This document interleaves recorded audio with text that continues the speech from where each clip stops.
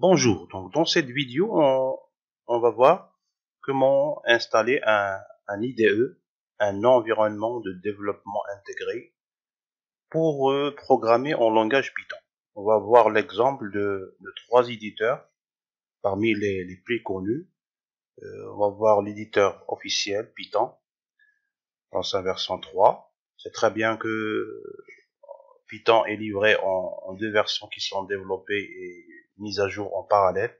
Version 2 et la version 3. La version 3, c'est la plus utilisée. Il y a quelques différences de syntaxe. Donc, on va se focaliser à l'installation et l'utilisation de la version 3. Mais vous pouvez de même faire la même chose pour installer la version 2 si vous en avez besoin. Donc, on va voir trois exemples. L'exemple de l'éditeur officiel Python, l'exemple de Piso, PyCharm et Anaconda. Quatre exemples au total. On va commencer par le premier éditeur qui est l'éditeur Python. Alors, pour l'installer, il suffit de télécharger le fichier d'installation. Vous allez à, à votre navigateur, à Google, par exemple, Google Chrome ou n'importe quel navigateur, et vous tapez dans la barre d'adresse Python, et vous accédez soit à la première page, soit directement à la page de téléchargement. Vous pouvez directement, en cliquant sur ce bouton, télécharger cette version. Ou bien, ça dépend de votre système d'exploitation. Vous pouvez, selon votre système d'exploitation, Linux, Mac OS ou bien d'autres systèmes, vous pouvez télécharger la version qui va avec votre système d'exploitation que vous avez dans votre machine. On va aller pour notre cas, à la version de Windows. On télécharge le fichier d'installation pour les utilisateurs de Windows. Généralement, il y a deux versions pour Windows. Selon la version de votre système d'exploitation, version 64 bits et version 32 bits ou bien 86. 32 et 86, c'est la même chose. Pour l'autre cas, on va lancer la version 64. On va attendre son téléchargement. En attendant, vous pouvez vérifier la version de votre système d'exploitation en visualisant les propriétés de votre ordinateur. Vous voyez très bien que c'est marqué système d'exploitation 64 bits. Ce qui veut dire que vous devez installer la version 64 bits. Donc on va attendre le téléchargement. Généralement c'est un fichier de petite taille, quelques 26 mégaoctets. Une fois le téléchargement a terminé, il suffit de lancer le fichier d'installation, ce fichier exécutable, en double-cliquant sur le fichier exécuté. Voilà. Généralement, vous pouvez garder les paramètres par défaut. Donc, on va cliquer sur Install. Et l'installation va démarrer automatiquement.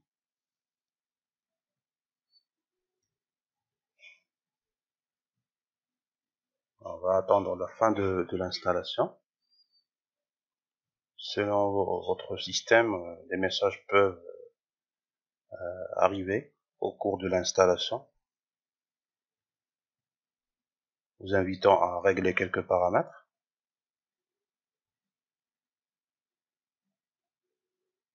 Par exemple,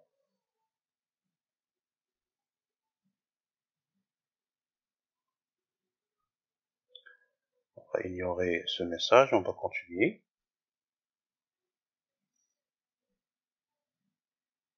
Voilà, l'installation est terminée. On ferme la fenêtre d'installation, ferme tout, et vous écrivez, soit vous lancez, vous voyez très bien Python, vous allez Si vous voulez ici travailler en mode console, c'est ce qu'on appelle mode console, c'est-à-dire exécution ligne par ligne, en noir et blanc. Voilà. Un exemple de code que vous pouvez écrire. On voit très bien que ça marche. Sinon, on peut chercher la version graphique en écrivant IDLE. Voilà. Et on peut faire de même. Là, on travaille sur version graphique, version Windows. Là également, on travaille sous console, de la même manière. Travailler sur la mode console, ou bien cliquer sur Fichier, Ouvrir, Nouveau, et créer un programme qui sera exécuté, enregistré et exécuté. De cette façon, vous pouvez faire des modifications par la suite, contrairement à la version console. Voilà, vous pouvez enregistrer votre fichier et vous exécuter par F2 ou bien par la barre des menus. Voilà pour le premier IDE.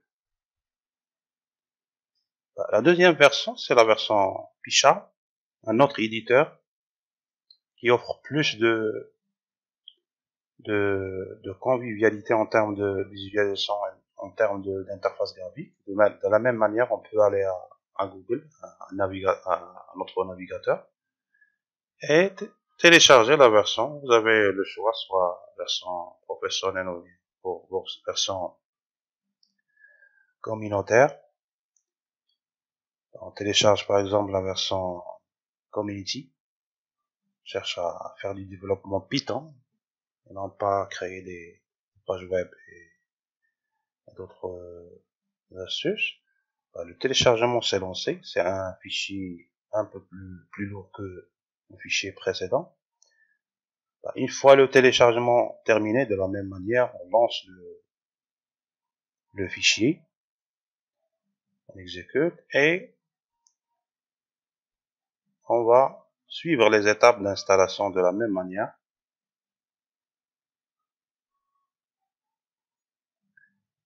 Voilà. Vous pouvez également garder les mêmes paramètres. Vous voyez que le fichier c'est beaucoup plus lourd que le fichier précédent. Ça dépend du nombre de fonctionnalités. On peut cocher cette case pour avoir le lanceur des programmes 64 bits. Alors on va attendre la fin de l'installation.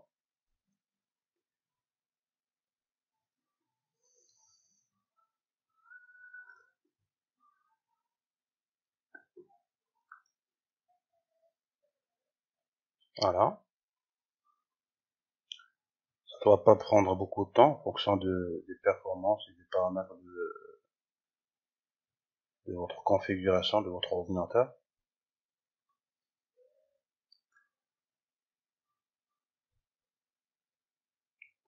Picharm offre plus de fonctionnalités que la version qu'on a installée précédemment. Donc on coche cette case pour lancer directement et on termine l'installation. On va valider la licence. Voilà. On va rien importer. Voilà, on valide. Vous avez la possibilité de travailler avec la version noire, la version dark ou la version light, en fonction de vos préférences. On valide et on crée un nouveau projet. Voilà. On lui donne un nom. Et on crée. Voir qu'il y a un certain nombre de fichiers qui seront créés en parallèle. C'est un projet entier, donc ça contient un certain nombre de fichiers de configuration, etc. Une fois le projet créé, on va pouvoir commencer à écrire le programme Python et voilà. Le fichier main, le fichier principal de votre programme, on peut effacer tout ça. rien à faire avec ça. Et on écrit notre petit programme dans lequel on affecte à deux variables A et B deux valeurs quelconques et on affiche leur somme. On exécute. Alors, vous allez voir que le résultat, 5, c'est affiché dans la fenêtre d'exécution. Voilà. On peut bien sûr faire quelques modifications, voir le résultat. Voilà. On réexécute. Voilà. Ça, c'est pour l'éditeur Pichat. Le troisième éditeur, c'est l'éditeur Piso. Notre éditeur également très utilisé. Toujours sur Google, on tape le nom de l'éditeur Piso. On va accéder à la page officielle de ce logiciel, de cet éditeur. Et de la même manière, vous allez trouver plusieurs versions selon votre système d'exploitation. Généralement, une version pour Windows, une version pour Linux, Unix, une version pour Mac OS. Il y en a d'autres éditeurs qui sont installables sur des dispositifs mobiles. Voilà. En fonction de votre système d'exploitation. Pour notre cas, c'est Windows 64 bits. On clique sur installer. On va télécharger le fichier.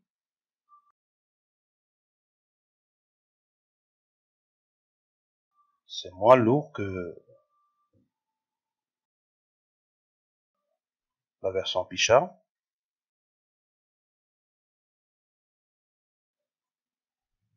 On va attendre la fin du téléchargement.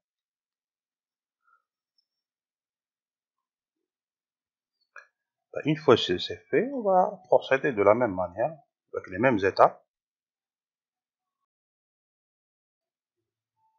Mais une fois c'est fait, une fois le téléchargement est terminé, on va lancer le fichier d'installation, faisant un double-clic sur le fichier téléchargé, le fichier exécutable.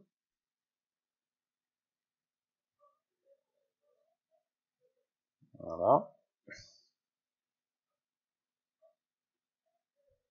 C'est fait. Et double-clic, on exécute. Voilà. On lance. Installe. Et on va attendre la fin de l'installation. À la différence des autres configurations, Piso il a besoin d'être paramétré. Autre terme, on doit lui donner l'emplacement de l'interprète de Python qui est installé. Il faut aussi dire que certains éditeurs sont installés avec une version de l'interprète de Python et certains autres éditeurs ils ont besoin d'être configurés et l'installation de l'éditeur se fait indépendamment de l'installation de l'interprète de Python. Piso est l'un de ces éditeurs. Ce qui veut dire que vous pouvez, en changeant uniquement l'interprète, travailler avec la version 2 ou bien la version 3. On va attendre la fin de l'installation. C'est un processus simple généralement. Ça ne doit pas prendre beaucoup de temps. Une fois l'installation est terminée, on va pouvoir lancer l'éditeur Piso et commencer à créer nos propres programmes. Si vous avez des messages d'erreur, ça c'est possible, vous pouvez les ignorer. Voilà, l'installation c'est terminé. On va écrire dans la barre des tâches, démarrer Piso et on lance notre éditeur. Voilà. Vous voyez très bien qu'il y a plusieurs fenêtres. Vous pouvez fermer les fenêtres qui se trouvent à droite. On n'a pas besoin, ce sont des explorateurs de fichiers. Voilà. Vous voyez très bien qu'on a besoin d'un interprète, un environnement de développement, un shell, On va configurer notre shell et on va chercher le fichier exécutable de notre interprète. Il est déjà installé, donc il va la reconnaître. C'est la version, vous voyez très bien que c'est la version 3. On valide. Voilà. Donc vous avez l'éditeur à gauche et la console à droite. Vous pouvez travailler dans l'un des deux et dans les deux. Alors, on écrit notre programme et on exécute. Avec plusieurs possibilités, vous pouvez sélectionner une partie de votre programme et l'exécuter, exécuter la sélection, ou bien exécuter le fichier entier. Voilà. Vous voyez très bien que votre programme, vous pouvez travailler dans la console directement, ce qu'on a fait au début pour l'éditeur, le premier éditeur qu'on a installé. Vous pouvez faire les deux. Voilà pour l'éditeur Piso. Le dernier éditeur, c'est l'éditeur Anaconda. C'est un éditeur très puissant, donc on va aller à Google toujours. L'équivalent Anaconda pour Python. On va chercher le fichier d'installation, on va le télécharger. Voilà, version Windows, vous voyez très bien 64 bits et la version 32 bits. C'est beaucoup plus lourd que les autres fichiers, parce que ça offre beaucoup plus de fonctionnalités. On va le télécharger. Voilà, on va attendre la fin du téléchargement. On va l'accélérer. Comme ça va prendre beaucoup de temps, 10 minutes. C'est énorme, vu la taille du fichier. Une fois l'installation est terminée, le téléchargement est terminé, on démarre, on clique sur démarrer, et puis sur Anaconda. Vous voyez très bien que vous pouvez, vous allez travailler dans le navigateur, cliquez sur New, ici, et Python 3, et vous allez pouvoir travailler directement ici. Forme de cellule, chaque partie de programme est dans une cellule, et vous exécutez. Voilà pour ces 4 éditeurs. J'espère que l'explication a été très claire. Si vous avez des questions, n'hésitez pas à les poser en commentant cette vidéo. Merci.